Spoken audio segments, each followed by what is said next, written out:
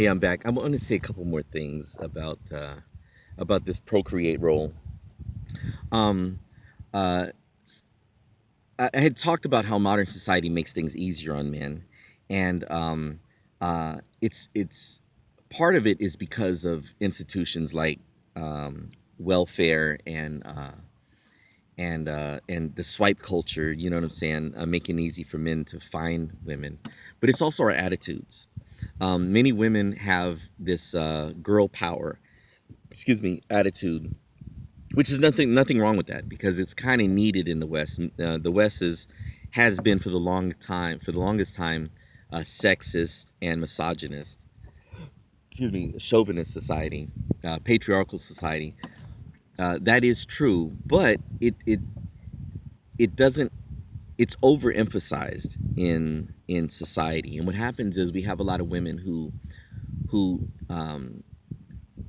minimize or de-emphasize the role of men. They don't think that men are necessary. Um, Often, when you have women trying to fulfill the role that men fill, fulfill the role that men play, it lets men off the hook, right? Just recently, I talked to a sister who talked about she's pretty successful. Shannon, what's up, girl? Anyway, she doesn't need a man to work. So what happens is it's good that you don't need a man to work, but if you start bringing on brothers who don't work or who make much less than you, your male female dynamic is now out of balance because because you're now the boss, right? And and brothers will argue with me on this. They'll say that well, just because she make more money than me, I'm still the man. Well, that is true, she is, but when shit hits the fan, it's always going to come up, and in the back of your head, even if you say it doesn't make a difference, in the back of your head it does make a difference. You as the man should be the provider. um, uh, it is not what they call like what is that, small dick energy or little dick energy for a man to want to be the provider for his woman, right? That is just our role as men. And in this era of the girl power era, a lot of brothers are let off of the hook because the women are fulfilling roles and they are de-emphasizing our roles. So a lot of brothers feel like, well, shit, all I got to do is bring dick. You know what I'm saying? And so what happens is, if you say that I only need a man for dick, don't complain, don't bitch and moan when that's all the fuck you get out of a man. You see what I'm saying? So, um, again, I say that the pursuit of women, and the presence of children gives us purpose. It gives us motivations, become stronger, better men.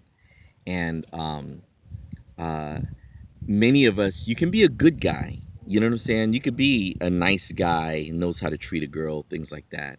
But it doesn't necessarily mean that you're good at being a man. Okay? So when I talk about these videos, don't I want you to resist the urge to jump and disagree on every little thing. Okay, I'm not saying this out of trying to say that men are better than women, or to say anything bad about black females or bad about black men. I'm only saying what we're missing, and these are things that if we fix these things, we can, like I said, we can turn this whole thing around. Many of the problems that we're having in our society is because we're missing these things, and especially in the procreate role, we're not passing down our best genes, right? We're not, one, giving ourselves the stronger traits. We're not building ourselves up as men and then passing them down to children. Quite often, we just talked about a brother the other day who left his girl when she was in college, and I have things to say about that, about insecurity and all that kind of junk. But bottom line is, he left his girl when she was in college. She went on and got a good job, and then he went to school, and then he ended up getting a good job as well and became very successful. But guess what? He had no contact with his child, right? And so he missed the opportunity to teach his, even though he made a mistake. Yes, I fucked up, honey, or fucked up, son, with your mom 20 years ago or whatever. But he missed the opportunity to go to his son and teach his son what he learned. Yeah, you might have fucked up back in the day, but you got it together. If you do not seek out your children, if you do not pass these things on to your children, at least attempt, like I said, you become less of a man. It ain't good enough to just fuck a woman and make children. You have to play your part. You have to do your part in making these children successful. You have to play your part in um, creating the best children that society could use, because society does need these kids, and Black society especially, we are in need of these successful super children. We need them badly. I have a friend of mine, Eric, who he wanted to marry his daughter off when she was young, and I said to him the other day, I was like, if my daughter had come to the Philippines, I've already picked out a couple of brothers I'd like to introduce her to, you know, and he was like, well, how come you didn't get one here? I was like, man, look around us. Whose fucking son can I introduce my daughter to? And I had to like keep my daughter away from a lot of these people's sons. Like, I seen what your son is doing. The kid was like 10 years old already, chasing girls down, humping on them and shit like that. I don't want my daughter around that. A nigga who grew up like that and now he's 20 years old, ain't doing shit. My daughter is she's 19 and she has $20,000 in the bank. What is a dude who been playing video games, smoking weed all weekend gonna do for her? You see what I'm saying? And he was like, damn, because his daughter's like 34, I think. Yeah, she's 34. He said, you know what? That's the reason why I didn't marry my daughter off. And leaving it up to her to choose her own mates was like a crapshoot. Now, his son did choose a good girl. He's actually got a grandbaby on the way. That's good, but, and the daughter's still single, by the way. But, that is something that's important, because if we're in a community and there's no good young men, or very few good young men, then it leaves our daughters vulnerable, because the chances of our daughters ending up with a sorry ass dude, it becomes even greater. You see what I'm saying? And so we contribute to our society by building these strong children, strong young women, strong young men. We build our tribe, and then we contribute to the larger tribe. Okay, so I pretty much just wanted to say that, and then uh, well, I've already said that in the last video, that it is very important for the Black man to appreciate uh, the the institution of large families. We have to appreciate the value of having a lot of children. And there's a certain way you have a lot of kids. You don't have a lot of kids and struggle to feed them, right? The more kids you have, the harder you work, the better you become with your money. And the more of a teacher you have to be to your kids. And what happens is, it doesn't take long. I mean, by the time my kids were 14, 15 years old, they were helping me with my karate school. You see what I'm saying? As a matter of fact, even when they were little, they were still kind of helping out with the little ones, But by the time my son was a teenager, I could count on my son. Matter of fact, my younger brother, who's now 34, I think he's 34, 35 years old. My younger brother taught in my karate school from the age of like 13 years old and up. You see what I'm saying? I could send my brother to a tournament and know he's coming back with trophies to make my martial arts school look good. We raise our kids to be contributors.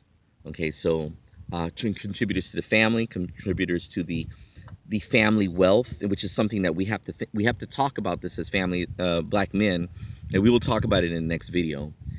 The concept of family wealth, not individual wealth. Okay. But anyway, I don't want to go off on that rant. And then, of course, there's one more thing. Gay men. So in the discussion of manhood, I can imagine. I haven't talked to any gay brothers about this. I do have some friends that are gay. We haven't talked about this, but I could imagine if my gay friends were Serrano, what up, dog? Come on out. I'm gonna turn you into a player.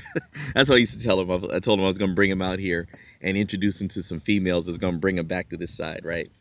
So, the gay men, I, and my Muslim friends are gonna be upset that I say this, but gay men can be men, and and I know some gay brothers might now take offense that I just said can be, but